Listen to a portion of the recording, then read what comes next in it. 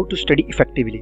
Learning के बारे में अमेरिका के फाउंडिंग फादर बेंजामिन फ्रैंकलिन कहते हैं, अगर मेरे को बताओगे तो मैं भूल जाऊंगा, अगर मेरे को सिखाओगे तो शायद मैं याद रखूंगा, लेकिन अगर मुझे शामिल करोगे तो मैं सीख जाऊंगा।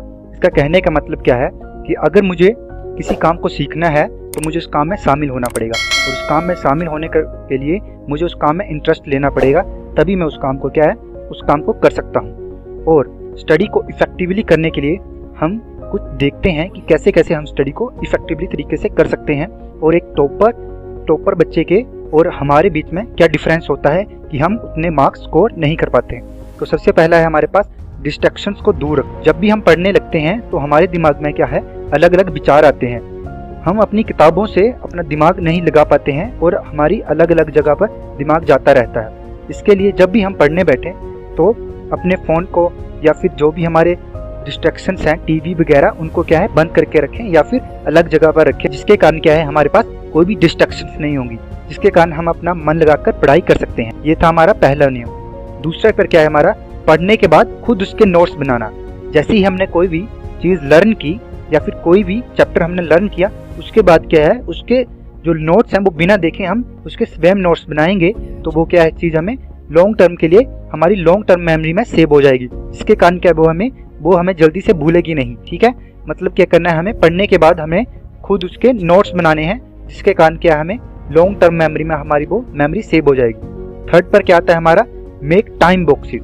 हमें क्या करना है, टाइम बॉक्सेस बनाने हैं। मतलब क्या है इसका हमारे लिए, मतलब हमने 1 घंटा पढ़ा तो उसके बाद क्या करना है, हमें 5 मिनट का ब्रेक लेना है। जैसे कि मैथ्स के कुछ प्रॉब्लम होते हैं जिनमें हम फंस जाते हैं और वहाँ हम उनको सॉल्व नहीं कर पाते हैं, जिसके कारण क्या हम पढ़ना छोड़ देते हैं। लेकिन हमें क्या करना है, हमें 1 घंटे तक पढ़ाई करनी है और उसके बाद क्या है कुछ टाइम के लिए अपने आप को समय देना है, 5-10 मिनट की ब्रेक लेनी है, जिससे क्या है हमारा दोबारा से वही मोमेंटम क्या है बन जाएगा। तो ये क्या करना है, तीसरे पर हमें मेक द टाइम बॉक्सेस, मतलब हमें कुछ टाइम के लिए पढ़ना है, उसके बाद एक ब्रेक लेनी है। उसके बाद 4th नंबर पर क्या है हमारा, पढ़ने के बाद उसको किसी और को समझाओ।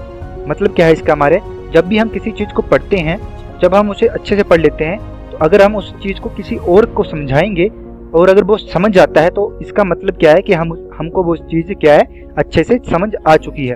अगर उस चीज़ को हम अच्छे से नहीं समझा पाते हैं, मतलब क्या है इसका, तो हम भी उस चीज़ को अच्छे से नहीं समझ पाए हैं। ठीक है, हमें क्या करना है, सबसे पहले चीज़ को खुद पढ़ना है, उसके बाद क्या करना है, उसे दूसरों को समझाना है।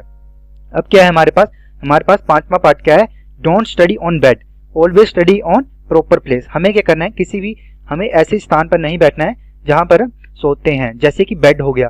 बेड पर जब भी हम पढ़ने लगते हैं तो हमारा मन क्या करता है, हमारा मन सोने के लिए करने लग पड़ता है।